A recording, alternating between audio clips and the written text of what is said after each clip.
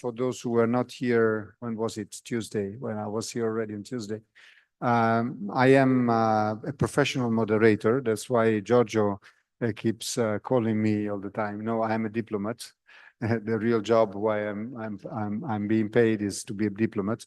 But of course, it's always a great pleasure to be, in the festival, first of all, and these occasions to speak about extremely interesting topics like the one we have today, and have the opportunity to meet great and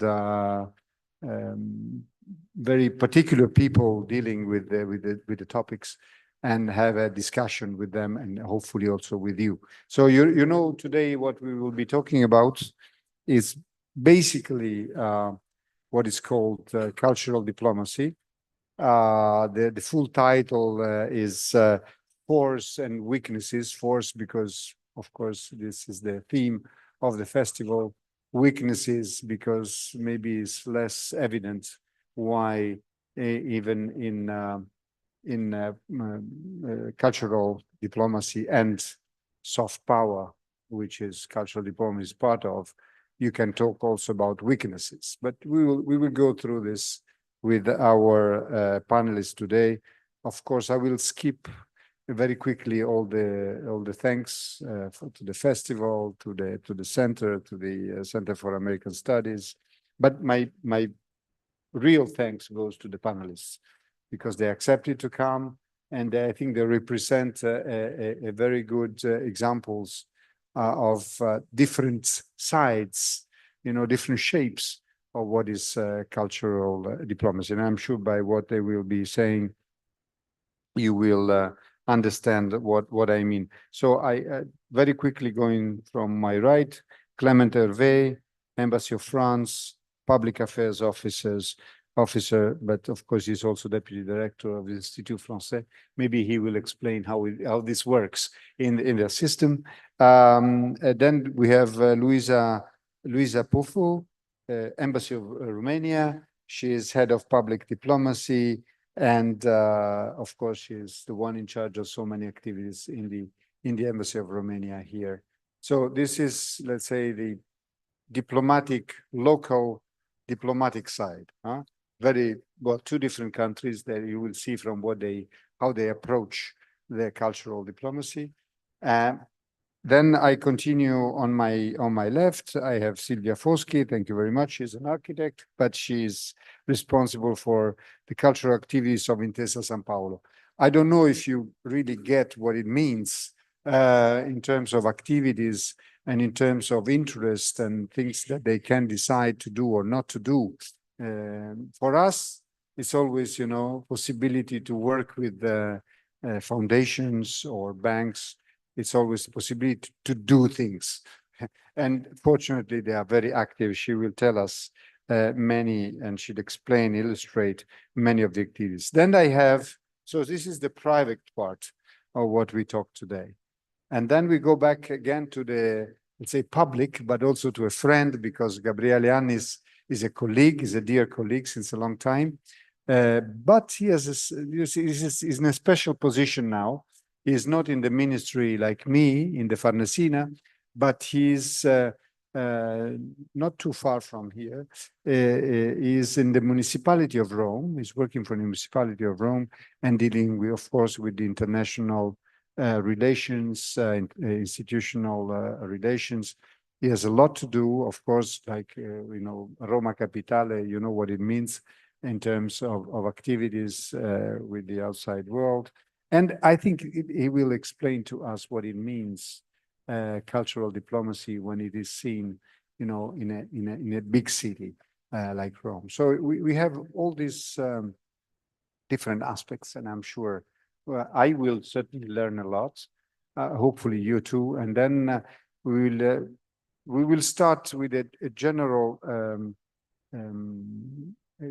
illustration of the activity. So in fact, I prepare a word, a question, which in a way summarize the different answers they will give. And my question is, what types of cultural activities or cultural diplomacy initiatives does your organization organize And what specific outcomes do you aim to achieve through these efforts?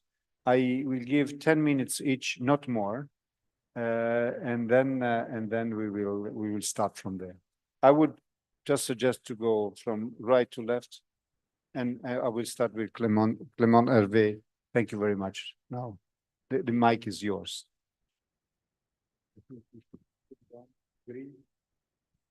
Are we good? Okay. Well, thank you so much for inviting me. I was very happy when I saw the invitation, not only because I was invited, but also because I think that this subject of cultural diplomacy is very relevant. And I was literally very happy that there would be a discussion on this topic today. So thanks again. I also wrote many things because I haven't spoken in English in ages. So I wanted to be sure that you understand me well. I'm both the cultural advisor at the French Embassy ad interim for the moment, and the director ad interim as well of the Institut Français.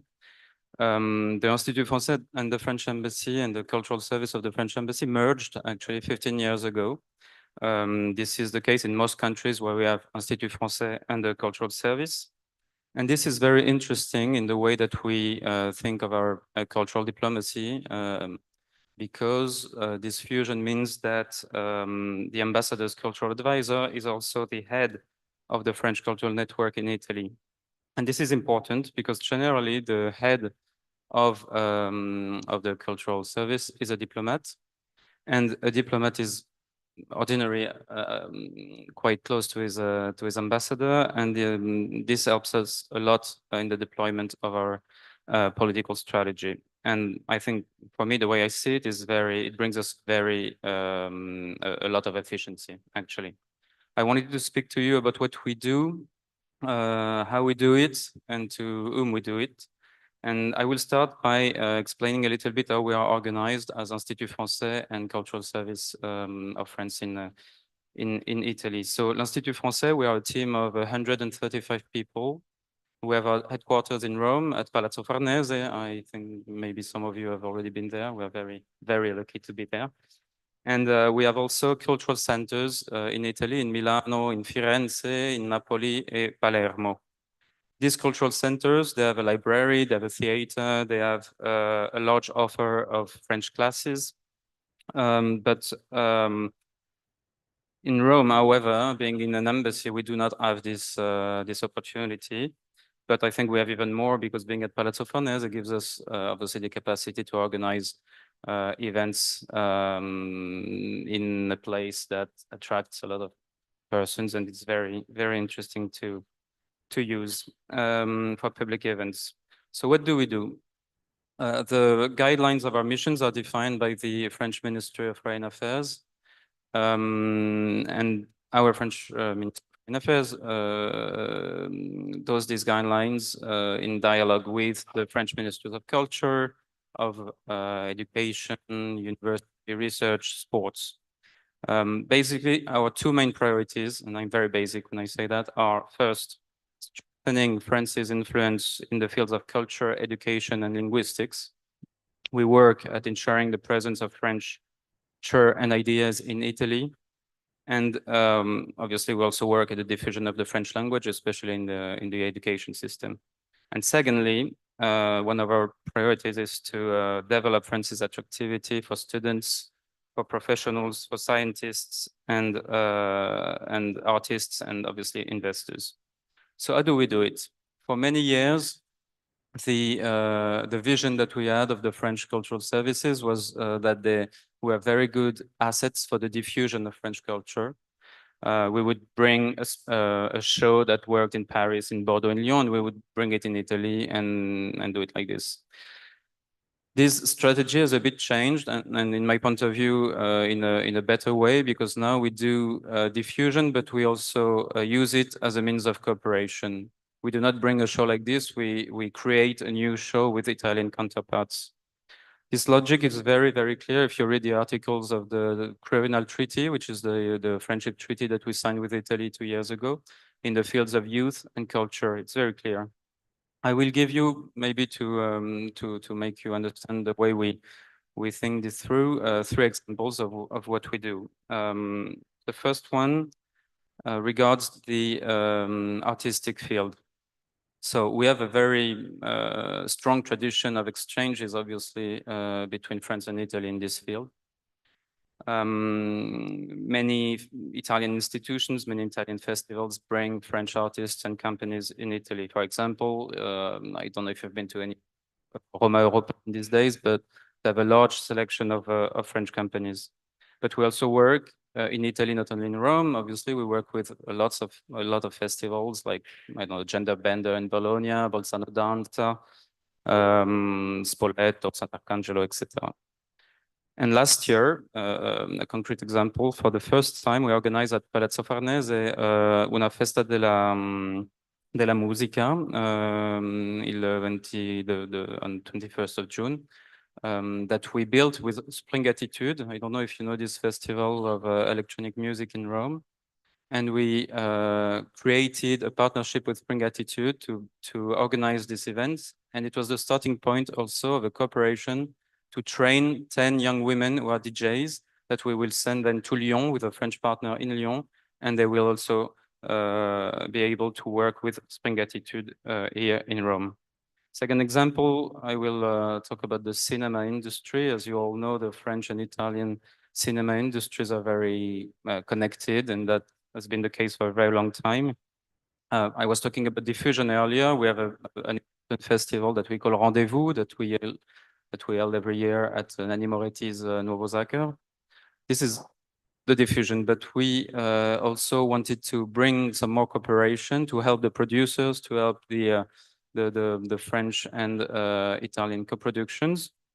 And for example, last week during the MIA, il Mercato Internazionale dell'Audiovisivo a Roma, we displayed a very interesting initiative that we called Scenari Transalpini. We proposed to 6 screenwriters, 3 Italians and 3 French, to work together in a writing atelier for a few days at Villa Medici. And then they were able to pitch their projects in front of the producers during the MIA. So that's actually, for us, bringing them an expertise and an ability to reach producers that they wouldn't have been able to reach otherwise. And finally, last example, maybe a little bit less glamour, but probably more interesting and more long-lasting is what we do in the field of education. One of the points of the key points of the Quirinal Treaty was regards the professional training, for example, and we have developed the links between the Campus des métiers et qualifications in France and the Istituti Tecnici Superiori here in Italy to find connections to give the possibility of the students to travel both in France and in Italy to know each other better, and for the institutions to build a study path for the students that's very European. And then I will finish with the question of the public. Who do we do that for? The whole point for me of cultural diplomacy is to be able to reach a large audience, because obviously this audience will be useful to adapt the political position of Italy, for example, here when a decision is to be made in that regard, France. So we have a diversity of action. I've mentioned a few of them. We have many professionals, obviously, attending to our seminars, but we also have a very large public for the conferences that we organized, for example. And one of them will be tomorrow night, actually, at Palazzo Farnese. It's part of a cycle on IA, very interesting. And then the fact that we do the cooperation, and I close my intervention with that, gives us the possibility to also touch the publics of the festivals and institutions with which we work. And this is very important for us because we have understood that we cannot do everything at Palazzo Farnese or in our cultural centers. It is very important to go on the field and to meet the people where they are and with the type of culture that they actually like. Thank you. very much.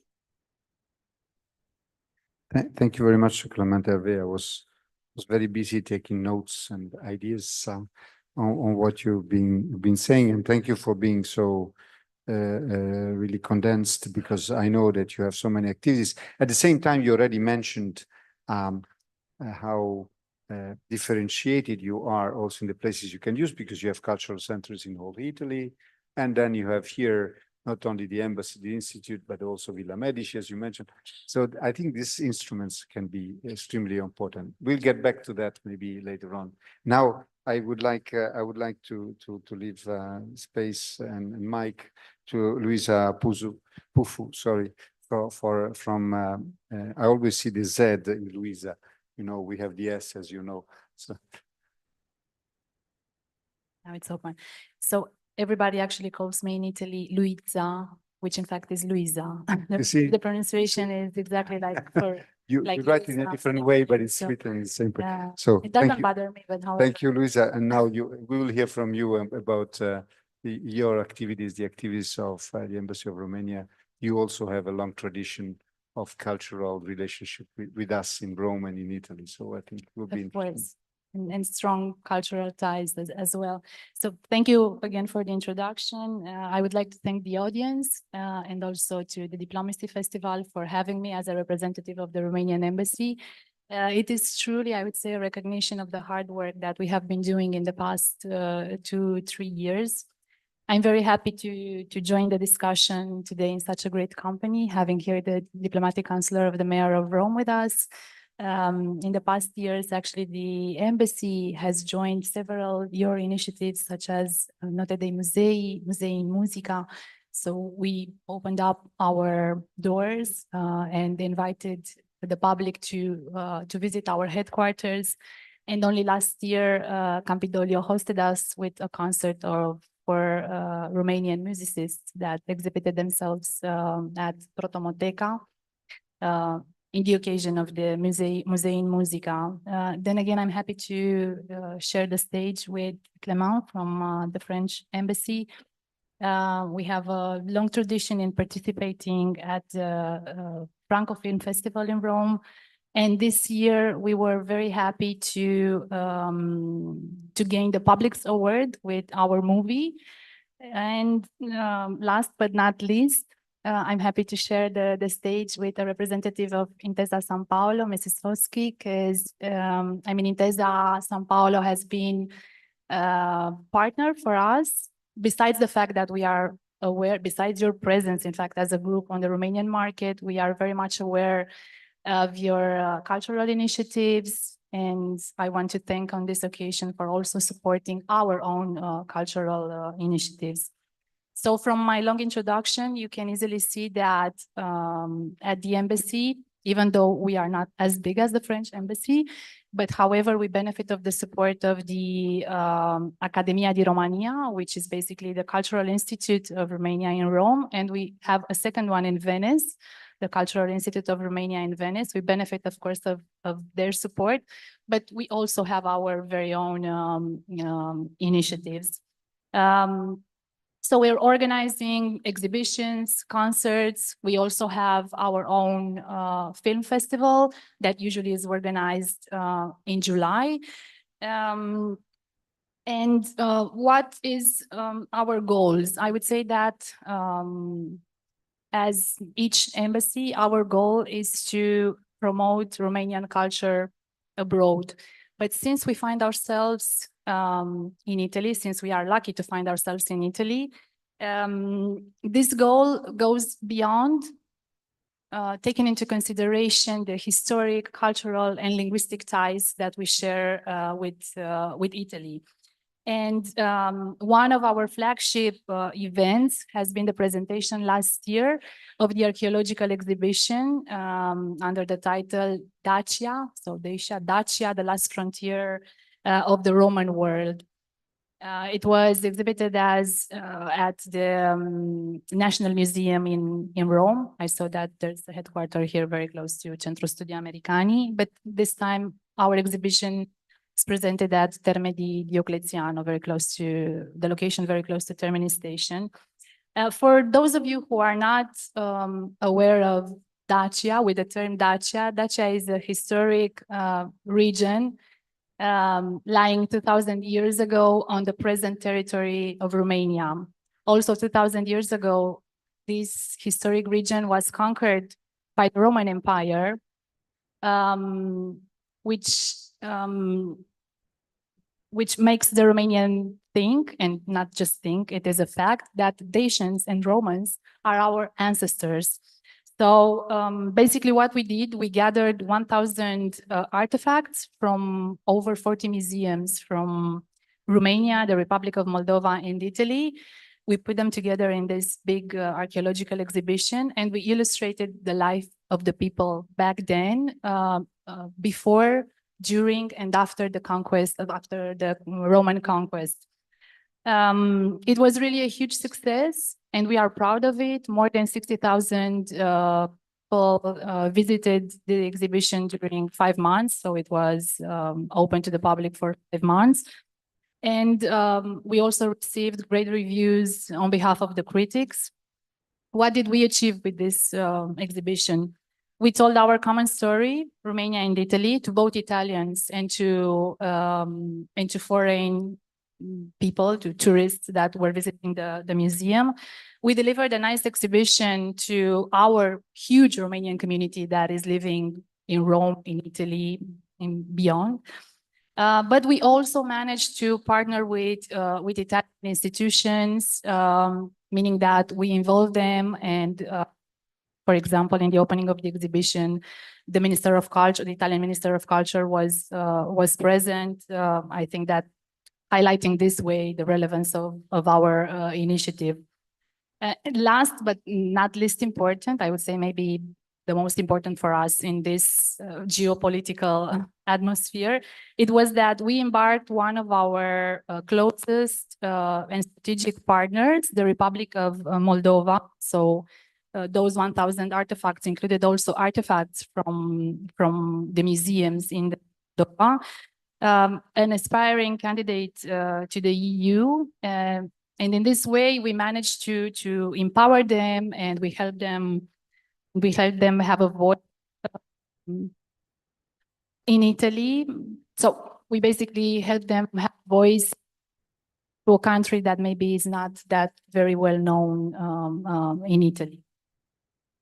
To sum it up, I think that cultural initiatives, besides helping one to deliver in terms of promoting their own culture, have also the power to work as a platform for other actors. I also think that where political and diplomatic efforts do not work, culture can work as a great tool to take steps forward, to open dialogue, and why not to take the opportunity to speak up from a political point of view. Another example is that in occasion of the opening of negotiations to the EU for the Republic of Moldova, we hosted at the headquarters of the embassy a concert on this occasion, sharing to the public, again, our strong historic ties, but also highlight the aspiration of a small country to join the European family.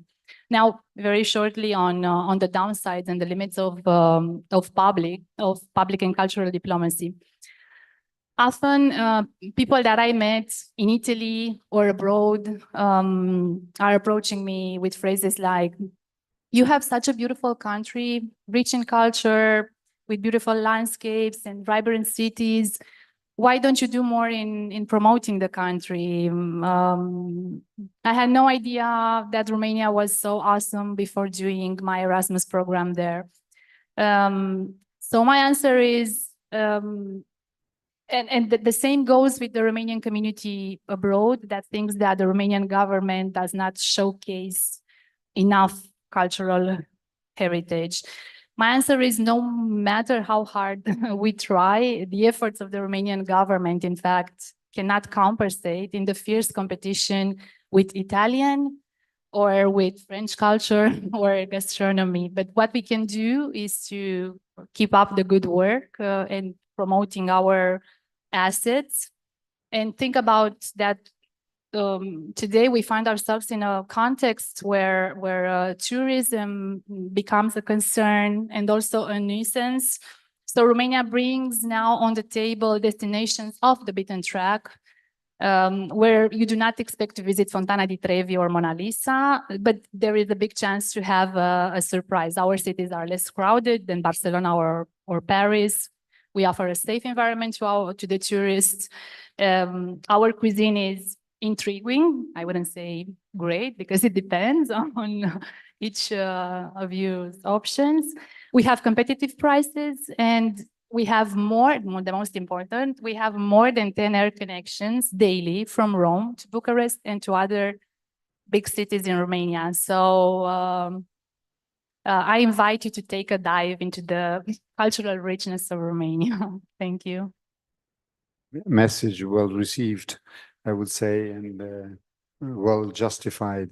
If I can just say one word on your approach and what you described to us, I think you, by starting with all the collaborations, you showed how the good side of the cultural diplomacy, how it can be a unifying effect, a unifying element in some cases. And in this case, certainly. And a second thing related to Rome that you mentioned now on the downside is that there's a lot of competition around, of course, and high-level competition. And of course, coming with a free market mind, I would say this is very positive because it pushes everybody to do its best, to show its best. Sometimes it can be very tiring and difficult. I understand. Now let's move to Silvia Foschi. As I said, she's an architect and she's working for Intesa Sanpaolo. I'm very curious to hear the many activities. Of course, you already, gave me a wonderful book. It's just one of the many initiatives she will talk about. And I have the privilege being a moderator to have this one. But this is just one concrete example of what is being done. Now, I leave it to you because I know that you will have to choose on what you will tell us.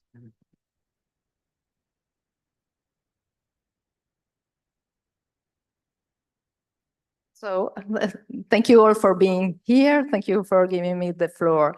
So I think that the first question I have to answer is why that is here on the hair. I see it in your faces. Is why does a bank deals with art and cultural diplomacy? So I will take a few minutes to speak about this and to explain where our commitment on art and culture starts. Today, Intesa Sanpaolo is the result of the union of more than 600 banks across Italy. And many of them over time became owners of works of art or put together entire collections of art. Collections that have now merged into the Intesa Sanpaolo collection to form an heritage of more than 35,000 works of art. The artworks span from archaeology to contemporary art. Going further back in time, antiquity is represented by the Attic and Greek pottery collection that is a group of more than 500 archaeological items dated from the 6th to the 3rd century BC. Going on the opposite chronological extreme, the most recent works are represented by the modern and contemporary collection with artists such as De Chirico, Manzù, Lucio Fontana, or international artists as Andy Warhol, Robert Rauschenberg, Anish Kapoor, Gerhard Richter. We are aware that we are the owner of a huge heritage that although it's private in its nature, it belongs to the culture and to the history of the territories where we are present. And for this reason, 4 of the main venues of our bank has been transformed over time in actual museums. The Gallerie d'Italia in Milan, Turin, Naples, and Vicenza. And the aim of the main goal, the aim of this museum system is to make sure that our collection are enjoyed by the public, are enjoyed by the communities where we work with. Next to the permanent exhibition, each museum has also a rich program of temporary exhibition. And now I'd like to speak exactly about the exhibition you spoke about. My colleague in Naples right today are inaugurating a new exhibition that is speaking about cultural diplomacy. It is dedicated to Sir William and Lady Hamilton. William Hamilton lived in Naples in the second half of the 18th century, and he was the ambassador of the British monarchy at the Bourbon court. He and his charming, young charming wife, Lady Emma Hamilton, were had a central role in the society of their time in the years when the city of Naples was a sort of laboratory of the Enlightenment ideas. He was a diplomat, he was an ambassador, but he was anche a volcanologist. He was passionate about music and art, and he was a great collector. He was very famous for his collection of sculptures and painted vases coming from Ercolano, Pompeii, southern Italy, and Greece, that he donated to the British Museum, that today is part of the collection of the British Museum. And part of this exhibition now is exhibited in our museum, in this exhibition, when the museum where we keep the collection of ancient vases I mentioned before. This exhibition is an occasion to retrace the fruitful relationship between UK and Italy during the 18th century, and in a crucial moment of the European history, of course. And it has been organized with the support of the British Embassy in Rome and the Italian Embassy in London. And I think is a good example of cultural diplomacy. But I'd like to speak also about another example, another initiative for which we have worked directly. We have directly worked with an embassy. Within the framework of relationships between Italy and Belgium, from February to June of this year, 2024, a work, a sculpture from our collection has been exhibited at the residence of the Italian Embassy in Brussels, in Brussels. It's a sculpture carved in Italian white Carrara marble by the famous Belgian artist Georges Vantongerloo. He was a pioneer of the geometrical sculpture in Europe. He was one of the father of the steel movement, together with Theo von Donsburg and Mondrian. And when we had to choose a work of art to be exhibited in the residence of the embassy in in Brussels. We thought that this could be the perfect example of the relationships between the two countries. He was strongly influenced by the Italian art, especially by the works by Boccioni, and he was, of course, one of the most famous Belgian artists. So coming to the second part of your question, and then I close my intervention. I'd like to underline that we have been committed on the promotion of art and culture for decades. And our Progetto Cultura, a culture project that is the multi-year plan of the cultural activities directly managed by the bank, today is part of our business plan. We think that our commitment on the promotion of art and culture for sure can consolidate our presence in foreign territories and can strengthen our reputation, our standing, not only in Italy, but also abroad. Thank you.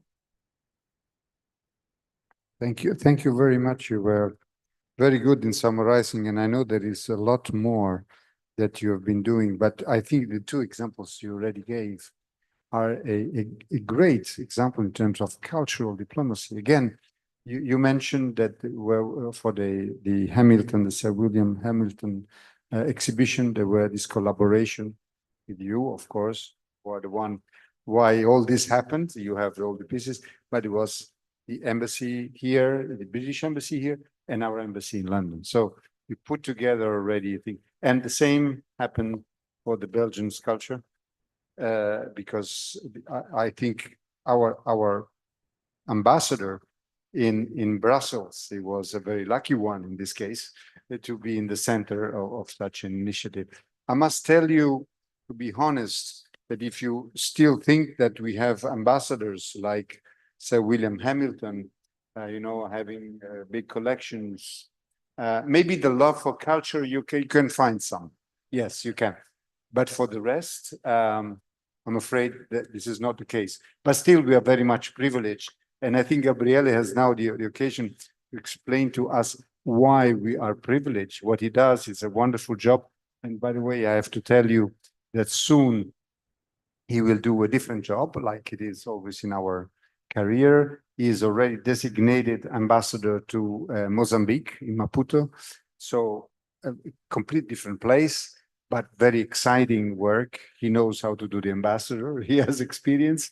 And I hope that something also from this session today, you will bring it to you, not only with our experience, but now let's focus on your experience here in Rome. Thank you, Gabriele. Thank you, Stefano. Such a pleasure to share this stage with you and be moderated by you. Thank you also to my fellow panelists. Indeed, it is a privilege to be with them here today, and it is also useful and a pleasure for me to be last one to speak, because I can get some inspiration from the very interesting things they all said, all from different domains. And yes, it's true. Ours is a wonderful profession because it allows us to do many things within the space of a career, of a lifetime career. It's one of those jobs that encompasses different jobs at different moments of time, at different moments in time. So rarely, I wouldn't say a day, but rarely a year is like the one before. So it's really interesting. Just to give you a little bit of context here, you may be wondering why is a diplomat heading the international relations department of a city, and why does a city even have an international relations department? After all, as we all studied international law, we know that cities are not subjects of international law. They are not. They don't have any international legal personality. But after all, they are very much internationalized, especially a city like Rome. Rome has been a pioneer in this sense because Rome has had an international relations department since the 1990s, when then Mayor Walter Veltroni, and Secretary General of the Ministry for Foreign Affairs, Renato Ruggero, realized that it was very useful for Rome to have an international relations department and for it to be headed by a career diplomat. Since then, I think it was 1996. Since then, the International Relations Department has always been active, and it has always been headed by a career diplomat. Our job is to, of course, advise the mayor on international affairs, give the city a strategy for international affairs, and ensure coordination between foreign policy at a national level and the international activity of the city, of the local government. In this, I like to separate two main areas of activities of my department. The one that I call bilateral, which is bilateral relations with other global cities, and multilateral, which is participation in city networks. City networks are like analogous to international organizations, but the members are cities, and this is extremely interesting. It's a universe. I knew of its existence, but I didn't imagine its potentialities, its depth, its extension. It really is extremely interesting. I often say I came to advise, but I learned much more than I advised. I'm taking away from this experience much more, I think, than I brought to the city. It is because I leave in January. I leave my job in January, so I'm hanging until the last day because I'm really enjoying it. Sorry for this introduction, but I think it was important to give you the context in which we talk about cultural promotion, cultural diplomacy, because culture has always been an integral part of the international relations of cities. And culture has always been, if you think about it, has always been directly linked to the dynamism of cities on the international stage, in the international arena. Think about classical Athens. And at the height of its power, think about all the culture it was generating between the arts, the philosophy. I will not even mention ancient Rome. Think about the Renaissance. Think about Florence during the Renaissance. It was a major power between the Italian city-states. And think about its culture, all the Renaissance culture. We've talked about Naples during the 18th century. Think about Paris during the Belle Époque. Think about the American cities. I mean, of course, the United States is a country, but its cities have played a major role in its soft power. So as we say, soft power is directly linked to hard power. The two faces of the same coin. But why do we do it? I will bring myself forward to why do we do it? We do it because it is intrinsic. It is the first activity, the first domain of cooperation between cities. As cities seek to cooperate and to create bonds and links between each other, they do twinnings. We have a twinning agreement with Paris, which is exclusive, as my colleague knows, and which means that Paris cannot do any twinning. It cannot twin itself with any other city, and Rome cannot twin it. We're married. We're not twinned. We're married. That's why Emily in Paris now is in Rome. That's a healthy competition. So we do a lot of things. It is the first and foremost area of cooperation. We do it because we feel a need to be known, to be appreciated, and we feel a need to know and appreciate other cities. Cities are places where culture thrives, and that's why we love to travel between cities, and we like to get to know each other the more we can. And let me be a little bit idealistic in this. In the end, we do it as a vehicle for peace. Because the more we know each other, the less of a chance there is of conflict between us. So even now, in these very troubled times in which there's conflict in many areas of the world, even in Europe, as we know, we still believe the mayors of European cities, the mayors of global cities are actively engaged in keeping our links, our bonds, our relationships strong and present and alive, because ultimately, you know, if we are to avoid war, it will be also between contacts between our peoples. So culture continues, of course, then to be prominent these days. Maybe later I can talk a little about, I can enter into a little bit more detail. But our cultural activities, we can divide them between activities related to residents in the city.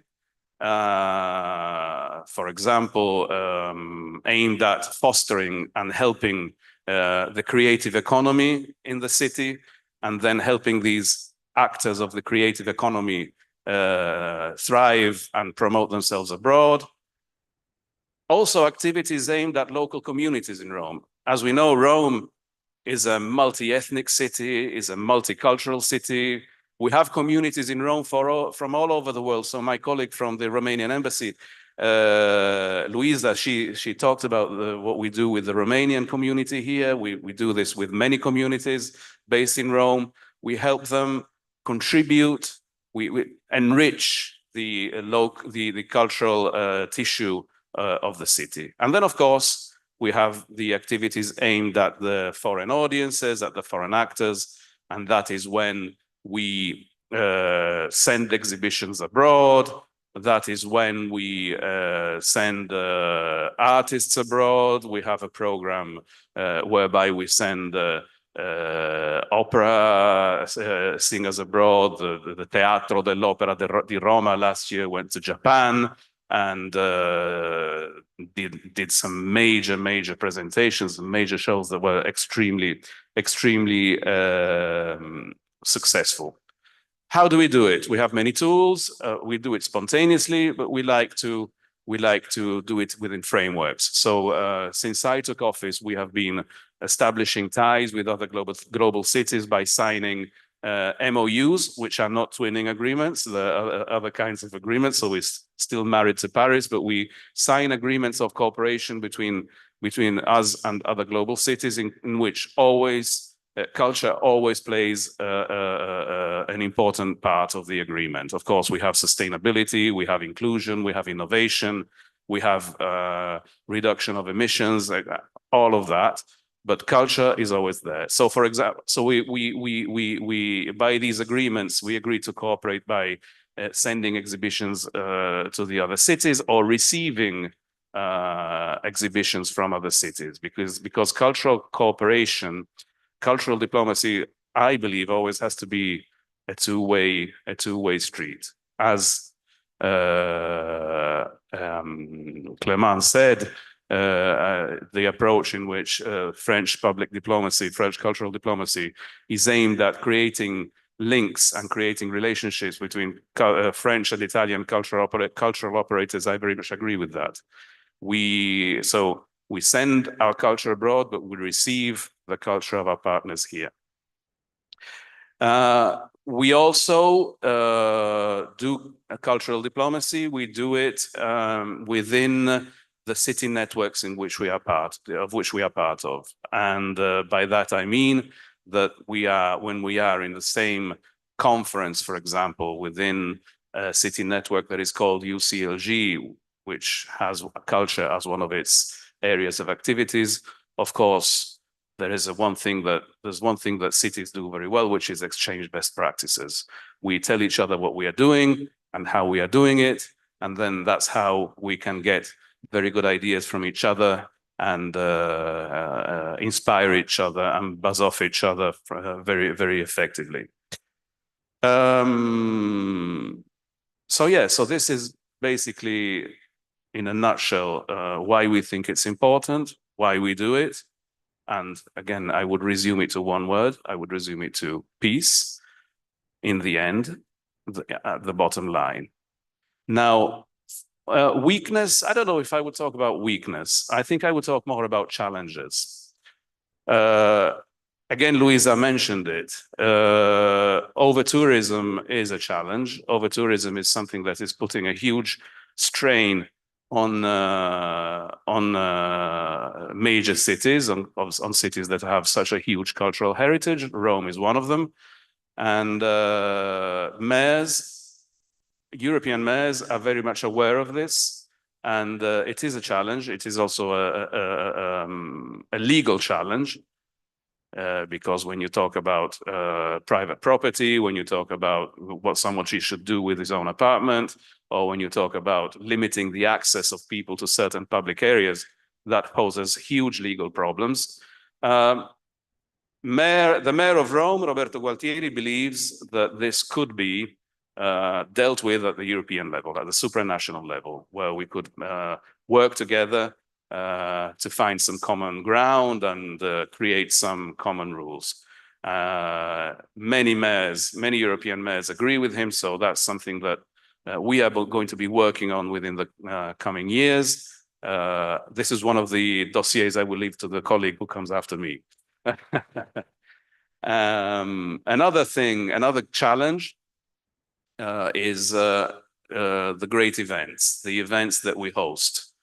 As you know, Rome put its candidacy forward to host the Universal Exposition in 2030.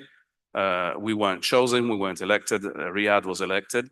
But we, during our campaign, we put quite a good deal of emphasis on the fact that we were going to regenerate an area, and that that the whole exposition site was going to be reused and would have benefited the city. But many great events are like cathedrals in the desert. If you think about sports competitions, for example, in certain countries, the stadiums are falling apart.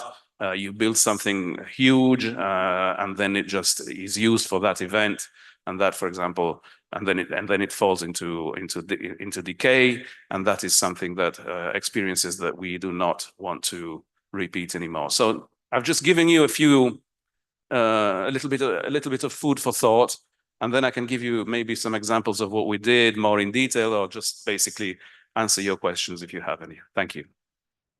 Thank you again, Gabriele, for summarizing you too so many activities and challenges, as you call them. Yes, now we have one big challenge next year. You will be in Maputo with the whole year. And we didn't have a candidature for that, but we have it. And I think that the city is doing a lot of to be ready. But now, of course, we have to suffer now a little bit before everything will be in order. So thank you very much for all of this. I think don't get too excited again on cultural diplomacy, because you heard so many great things. I must tell you that in my 40 years at the ministry, I was convinced when I started, this is something that I liked. But then continuing in the 40 years, said, this is what I really like, So I can tell you, this is not, it's not for all of us like this. There are others, which is good. But certainly when you are an ambassador, yes, you can do a lot. You can do a lot if you want. And this will be, it came to my mind what I'm going to ask you before passing the floor to you. You were very good in keeping the time. And now you will be even better just answering very shortly before we open for your questions I'm very curious about. And I have one specific question for all of you, very short. We have heard a lot about, culture, how it can be putting countries together, promoting your own country, maybe your own national interest. But my question is, to what extent can cultural diplomacy, culture in itself, being considered neutral? Is cultural diplomacy neutral? Because you talk about peace, of course, and to to go in the direction of peace, you have to use tools, or to use the tools that you have in a way that you don't create friction or you don't create tension. So I would ask this to all of you, and I will start from Gabriele. This time we go the other way around. Well, that's a very, very good question. And yes, it can be neutral. It has to be neutral. It has to be genuine. It has to be done in good faith. It is cultural promotion, but it's more of a cultural dialogue because it has to be both ways. It has to be both ways. If there is a second goal in this, then it's not cultural promotion anymore, then it's propaganda. That's a different thing. It's a very hard question for me. I do not have an answer. I think I have just a thought and maybe a question. In our collection, there is also the Russian icon collection, ancient Russian icon collection, a collection of more than 500 icons dated from the 13th to the 20th century, speaking about the history of ancient Russia. And many of them come from Kiev. So are we able to, today, are we able to organize an exhibition about this collection? I will answer to this, but not now. Let me hear from Luisa and then from Bruno. Well, very tough question, but the first thing that came to my mind, it was that culture cannot be harmful, but at the same time, I mean, as Gabriele said, is if you go beyond culture, maybe it becomes propaganda. I think that it depends on which hands you put this portfolio. So it's, yeah. If it's in good hands, I would say it cannot be harmful. Otherwise, if somebody goes beyond, I don't know, culture means also working with history. And we see now that there are so many actors that are trying to change history in the direction that favors them. So it depends on which hands you put culture and how do they work on.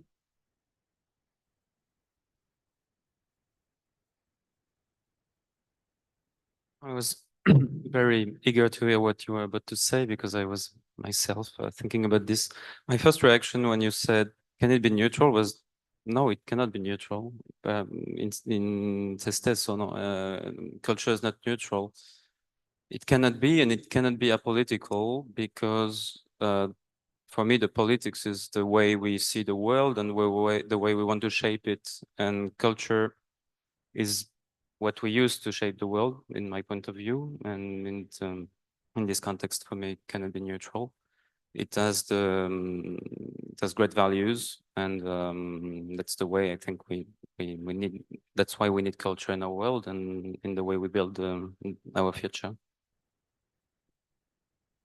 This brings me to my comment, if I can. Thank you. I think it's a very interesting point and very different views, but more or less, going in the same direction. And it comes to me, this neutrality, especially when you talk about music. They always talk to you that they say music is a common language, everybody can understand it, so it makes, which is true. But even music is not neutral. It depends on how you use it, again, on what kind of message you want to deliver. And if you remember, after the start of the war in Ukraine, was this moment where even Russian music was not to be played, which was a crazy thing. You know, because it's something which belongs to everybody. But of course, it had a very strict connotation. Now it can be played, but certainly it still has a political. It can have a political bias, and it comes to what you were saying. The cultural diplomacy, of course, is for peace and can be a really very strong tool for that. But it's not. It cannot work alone. It works in a context. So your wonderful exhibition, it's very hard now to present, even if it is a bridge, as you said. It's something in Kiev because it can be easily used one way or another because of the context we are. So unfortunately, you know, this is the cultural diplomacy is not an elixir, is not the final solution. It can help, it can pave the way sometime, it can really reinforce something, but it cannot be the solution. In this case, there is war going on. Sorry, but keep it, you know, ready. Let's hope that it will be something by the time it will be something to help in this case. Now, I will leave it. And of course, we didn't talk about imperialism, which is something which was in the description, you know, cultural imperialism. This is something where in the wrong hands, it can become, you know, a kind of weapon, even culture. Now I leave it to you. I hope you will have, we have 1, 2, 3, 4, 5. We stay here until tomorrow morning. Is that okay? Fine. Yes, this one. Thank you. Thank you so much for having us today. My name is Haber Shorfa. I'm from Algeria, and I'm a master's student at the Catholic University. My first question is how cultural diplomacy can mitigate the outcome in conflict zone where religious and ethnic tensions are deeply rooted, like the case of Israel and Palestine. And I have a second question, this is for Mr. Clément.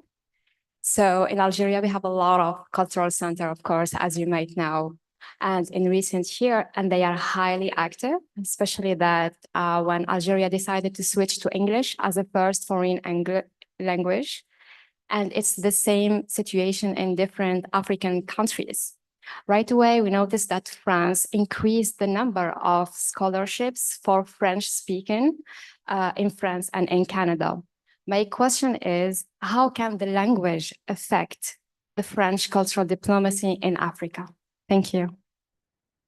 Can we take at least a couple, because we have many? We will take another one. Okay, we stay in the first row and then we go to the second row. Okay. Hello, thank you for having us. First of all, I'm Maria Bakuradze from Georgia, Sakatolo, Tbilisi. I also study at Cattolica. I wrote down my question. So my question is, when can soft power be considered a form of manipulation, and what specific signs indicate this? And how can such manipulation be avoided without resorting to smart power, particularly from perspective of your country? Romania, France. Thank you. It's a long time the answer. Last one. Thank you. For the first round, last one for the first round. Then Okay. we go back. My name is Valeria Donets, and I'm actually from Ukraine. So thank you for mentioning it. It's really important for us and for our heritage cultural one. So my question is, how can we efficiently use soft power in terms of preventing aggression of one country to another, and how not to cross this line of hard power usage? Thank you very much. Prevention. Yes, it's clear. Now, how can be used the soft power to prevent conflict? I mean, or cultural diplomacy to prevent conflict, if I got it right. Yeah. Now, my big problem is how to divide this for those who want to answer. I would suggest that we start answering, and then if something is unanswered, then I will decide who will answer, or I will do it myself. Clément, you have one specific even, so. Absolutely. On the language thing, language is part of, I mean, the French language is part of our cultural diplomacy. We are a founding member of the Organisation Internationale de la Francophonie. We held the last summit in Villers-Cotterêts a few days ago next to Paris. We created actually this new cultural center in an old castle in the north of France to be the city of the Francophonie.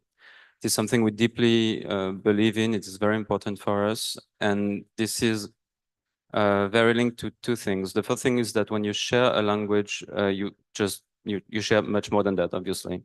You share a vision of the world in the words that you actually use. You create bonds much more in a much more easier way. And then we are deeply attached to the notion of multilingualism, plurilingualism. So it's not just about French; it's about the way that in the world we can actually give nice part to all of languages, because we also believe that with the expansion of languages, we have an expansion of creativity. When you look at all the debates today on AI, on intelligence, artificial intelligence, one of the problem is what we call la découvrabilité, the discoverability, because most of the contents that we have are actually in English. And for the people that search things in French, in Spanish, in Italian, it becomes much more difficult to find good answers, even with EA. So, yeah, I must say that the promotion of French language has been at the roots of our diplomacy in Africa and in Northern Africa, and it's also obviously very useful for the study path that we offer in France for those who go to the university in Paris, for example. Then I give the floor. Okay, so I would start actually with the last question, because talking about prevention is before mitigating a situation in a conflict zone. So, which takes me back to your question. So I would say that the more you gather people around culture, gathering people around culture means gathering people mostly around beauty and things that are peaceful, things that are of interest for each part. So the more you do this, the more you have the chances to keep a peaceful situation and to prevent conflict. Finding common things in culture, I was mentioning during my intervention. Of course, we're not talking about a conflictual situation, but whenever we do something in Italy, we all the time have in mind our historic, linguistic and cultural common roots. So maybe a sort of solution or working on prevention would be for the parts to work on finding common things that can gather them around something. And I think that culture is the right tool if we struggle to do this. How can you mitigate the situation in conflict zone? I think that also working on this idea of gathering people around things that unites them and not on those that separates them and puts them on conflictual positions. Yeah, so I will leave my colleagues to answer to the one on manipulation, maybe. If okay. Yep. Well, let's see if somebody will cover manipulation, or otherwise I will. No problem. Silvia. Yes, I just yeah, I just comment in this way. I think that sharing culture means knowing each other. So it's just a simple thought that knowing each other means understand each other. Yeah, thank you for these. These questions are very, very, very, very, very interesting, very, very deep and very difficult to answer. It's not easy. Georgia, I'd like to give it a special mention because just to give you an example of city diplomacy, the city of Tbilisi invited a number of representatives from other cities to a festival called Tbilizoba. So we were there I went there as a guest of Mayor Kaladze, and they did a very good job in showcasing the culture of Tbilisi and the culture of Georgia. So because I believe, coming back to city diplomacy, I think cities have a vested interest in peace. That's also why they are so active in cultural diplomacy and in cultural promotion, because again, as was said repeated times on this stage, knowing each other and appreciating each other's culture gives us a much higher, much greater chance of peace, of being at peace with each other. And we have a vested interest as cities, because if there is a conflict, and even worse, if there is an armed conflict, we are going to bear the brunt. The cities are going to be damaged, not only physically, but all the economic activities are going to stop, and they're just going to stop thriving economically, socially, culturally. So, you know, cities are going to be on the front line, not on the front line of battle. That will be the armies, but cities are going to just stop being these creative centers of knowledge and of inclusion and of innovation. So we have a high, mayors and city leaders have been major agents in calling for peace. And when about the manipulation question, again, it goes back to the intent in which you are doing a certain thing. I go back, I'm going to put my Italian diplomat hat on, and Italian diplomacy, Italian public diplomacy does not manipulate in the sense that it promotes all its actors, all its exponents of the arts, of the culture, without any limits. You know, we just give them freedom to express themselves, and because our aim is for people to know our culture. Of course, just like the French, if more and more people speak Italian, we are happy about that, because it means more and more people are going to want to come to our universities. It means more and more people are going to read our books and visit our country.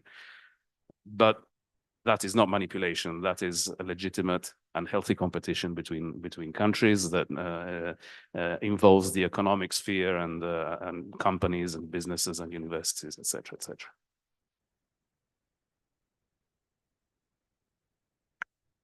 I can just mention what you were listening. I was listening also from the previous session here. There was this distinction between democracies and the autocracies. Okay, I think manipulation belongs not only but mostly to one of the two. You choose which one, and you cannot solve it in any way with cultural diplomacy, because it reflects the system. It's being used by the system. So you can only work on political level to change the system if they want to change. I mean, this is part of our democratic approach. I will stop here, because then we open up and other things that I don't want to. We have how many questions? We had 1, 2, 3, okay, 4. Now we take the 4, because it's up to you. I mean, I have dinner late, but I don't know about the others. But I think it's fair to just to keep to the limit. So 1, 2, 3, and 4, right? Go ahead. Thank you very much for having us here for your presentation. My name is Carlos Cipelletti. I come from Spain, and I am a student at the Master of Public and Cultural Diplomacy for International Relations at Universidad Católica.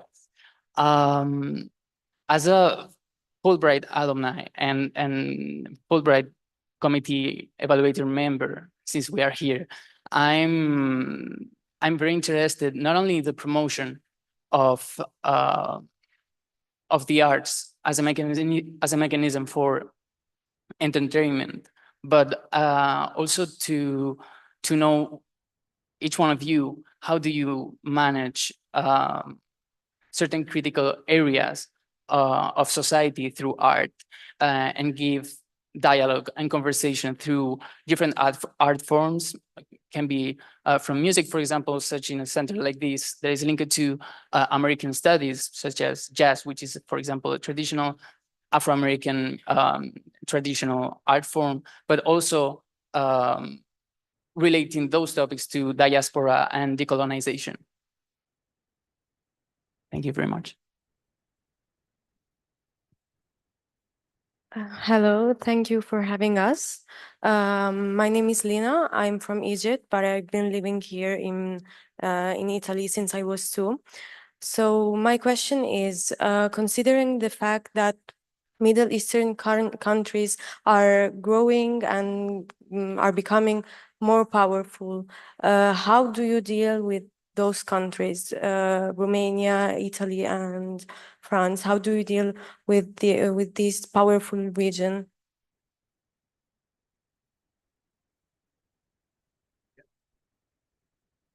We'll try to decline it in cultural diplomacy, because then it's another topic.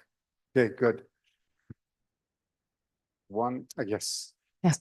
Good afternoon. My name is Ivan Mazurek. I'm the director of the Non-Catholic Cemetery for Foreigners in Rome.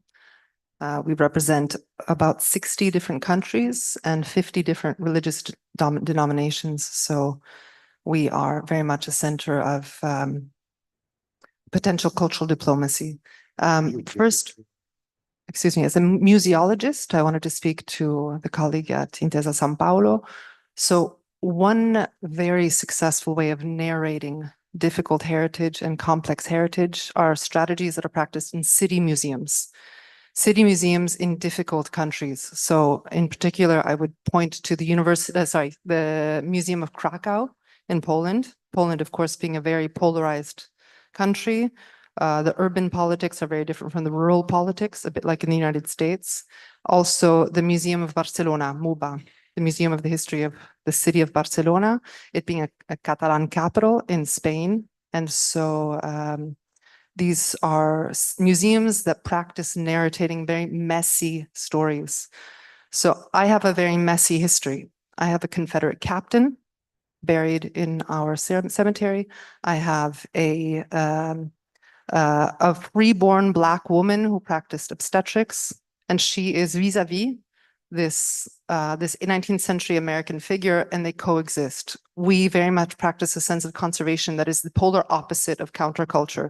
We have Ukrainians buried next to Russians. We have Poles that are Protestants. We narrate alternative histories.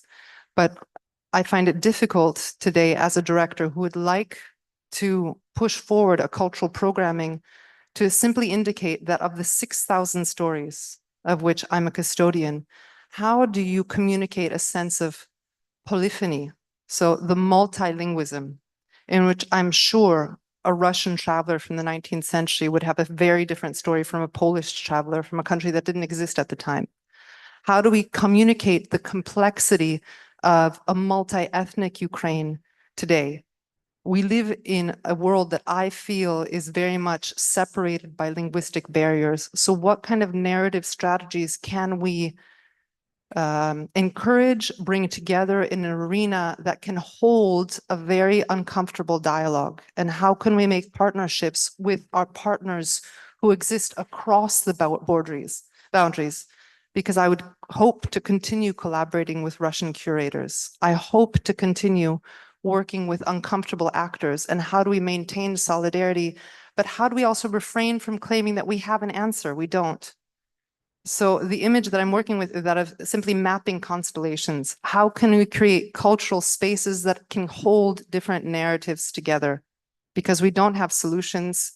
Our solutions are simplified polarities at the moment. Thank you.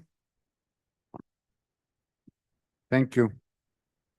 We should need a lot of time, but it's a very, very interesting point.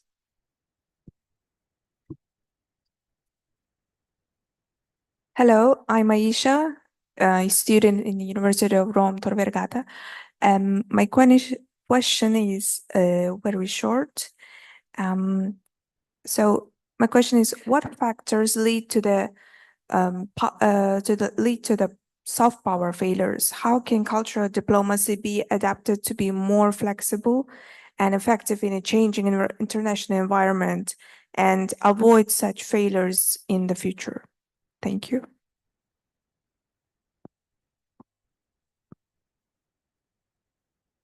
You know that failures are part of the learning curve. So it depends on what they do cause. But I would say you should not avoid failures. But anyway, no, I don't want to answer myself. It's just what, inviting me to.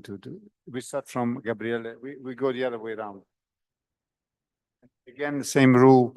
You answer what you feel to answer on what has been asked, and then we'll see the end. The first question, can you please remind me the first question, because I didn't. Yeah. Sorry. Yeah.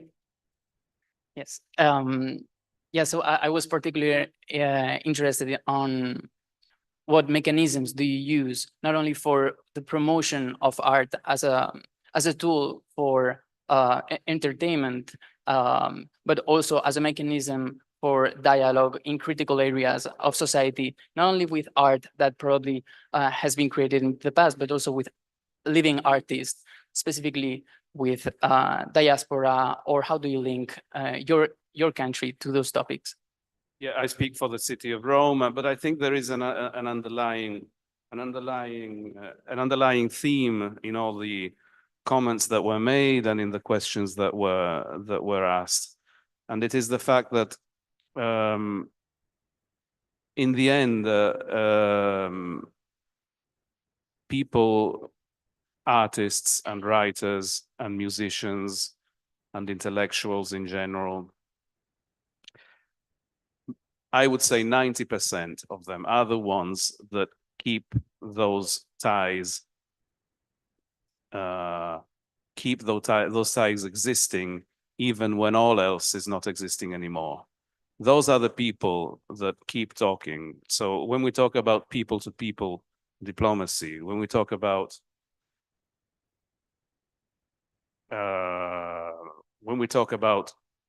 channels of communication remaining open, of course, there are a few channels of communication at the political level that remain open, no matter how strained the situation is, on how bitter the conflict is.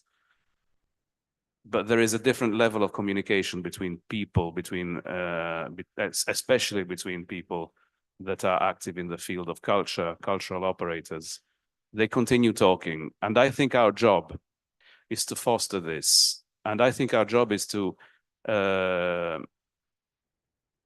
keep these contacts as alive as possible, even during the hardest and bitterest of conflict. Because then when peace starts again, those are the people that are going to be making it thrive. Those are the people that are going to make it, that are going to recuperate the values that we hold dear and that we have in common. And I think, again, how do you deal with, how do you make artists make art not only a means of entertainment, but also to foster other kinds of links and other kinds of dialogue? I think it's been said, and it's in the new approach that we have. Clément mentioned it. I believe in it. I've practiced it as in my previous postings abroad as a diplomat, and it is not only to come and present an Italian artist.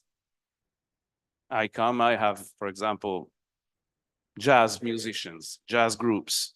I organize the Italian participation in the jazz festival of the capital I was posted to. I don't just bring these artists and put them on the stage and tell them to play. I create an environment whereby they can interact with fellow musicians, fellow groups, and whereby collaborations can be born, and whereby contacts can be made, friendships can be established. And the next thing I know, they are making a record together. You know, an Italian jazz musician and a musician from Paraguay, for example. And they are making a record together. And the Italian is inviting Paraguayan musicians to Italy, and from other countries as well, because it was an international jazz festival. So if we can help this and not just limit ourselves to inviting someone from our country and putting them on a stage to lecture or to play or put his paintings on a wall, but instead help them exchange, because in the end, it's not cultural diplomacy. It's not so much about, I believe, it's not so much about cultural promotion. It's about cultural exchange. So the more we do this, the more we are able to mitigate or to start dealing with these incredible complex problems that our friend from the Catholic cemetery was mentioning. No, we're not going to solve them, but we can give a contribution, more significant, less significant. But if it's done at different levels and in different areas, then we'll reach maybe a critical mass and things start to work in the way we'd like to see them work. I don't know if I've made sense. I was kind of thinking aloud. I will go on thinking aloud. Again, tough questions. We didn't speak yet about restoration. I think that the field of restoration is a great field that can help us in cultural diplomacy for the future. In Italy, we have a great tradition in terms of theory of restoration and practice of restoration. And as Intesa Sanpaolo, we have been working at specifically on this at a project called Restituzioni for 35 years. And in 35 years, we started in 1989, and in 35 years, we have in 20 edition of this project, we have restored more than 2,200 works of art in need of restoration, belonging to the Italian heritage. But starting from the last 4 editions of this program, we have involved also works of art belonging to other countries, foreign countries where we are active. So we have restored the works from Germany, France, but also from Slovak Republic and from Brazil as well. And restoration, if you restore a work of art belonging to another country, of course, you are evaluating this item, this piece of art. And the piece of art, we know that is not only material, but is also spiritual, is also ideas, is culture. Is a part of the history of the culture of that country. And we are going on with that kind of project. Yes, if I can add on this, I would say it's part of the identity of the country, which really makes, yeah, it's a dangerous world. I know. Yes, please. I have it there. Yes, I very much agree on this. And regarding Ukraine, the city of Rome is already committed to contribute in the restoration of the Odessa Cathedral, which was bombed by the Russians, and other cultural heritage sites in the Ukraine. Once, as we hope, as soon as possible, the attacks cease, then we will go in with our experts and help in restoring your cultural heritage that was destroyed. You have it.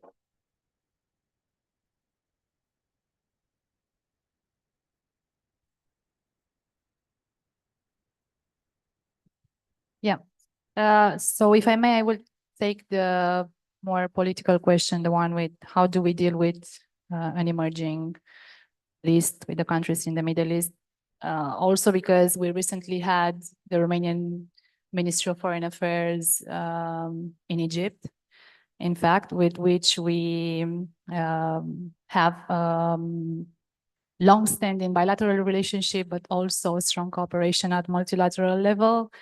And I was actually rechecking all the communications that came out of this visit. So the government also provided and organized training courses in post-conflict stabilization and reconstruction. Now, from my own point of view, I think it's paramount to keep a dialogue open with all the countries in the Middle East, with this aiming to reach peace, a long-standing peace, a lasting peace in the Middle East, and to find a solution to the difficult geopolitical situation in the region. So, and also from my point of view, I think that at least at EU level, everybody nowadays is engaging with major actors in Middle East, trying to find a solution to the conflict running now in the region. So, and again, it's not only about what I've mentioned, training course on post-conflict stabilization and reconstruction. Since we are talking about soft power and cultural diplomacy, I would choose it as a first tool. And going back to a larger subject, just think about how does the EU now approaches the relationship with China, to put it like this. So we mostly, I mean, when it's difficult to talk on subjects such as security, defense, and things like this, people go back to culture, to climate change, even though climate change, I would say, should be a top subject because it's serious, as well as with culture. But culture is a great tool to keep it very close to our partners and to direct the discussion on other topics that might be of interest for the international community. I hope I answered your question. Thank you. No, this question that you asked was very interesting. As diplomats, when we pass the exam, we know that our career will be a career marked by the fact that we will have to talk to everybody. Whatever we think personally, it doesn't matter. What matters is that when you're a diplomat, your enemy is not bad communication, it's not good communication, it's no communication. You need to be able to talk to everyone. In the Middle East, France has had embassies and cultural centers throughout the 20th century. I mean, even these days, we work a lot on cultural diplomacy. We've created Le Louvre Abu Dhabi. We're actually having now big projects in Alula in Arabia Saudi. And then in the countries that need our expertise, our support for reconstruction, for protection, we also give with other countries, with our coalitions of partners, we also give our support. And that's, I think, very, very important. Your questions were actually very interesting because we often make a difference in the diplomatic sector between culture and political sector. And when I'm listening to you, the thing that we see is that the cultural sector is completely linked to the political thing. I mean, what we do is political, and culture is a political asset. I was also, I mean, the question on the failures and the flexibility was also very. Obviously, we are sometimes big institutes. We have a Ministry of Foreign Affairs. We tend to need time to change our programs and our capacity of actions, but I think we are flexible. Actually, I think we are always trying to look at what's the present and what's the future, trying to anticipate and to program things that we actually believe are the subjects of today and tomorrow. I was talking about the fact that we are working a lot on intelligence, artificial intelligence. That's something that 2 years ago we couldn't. I mean, it was not as we wouldn't have done something about it.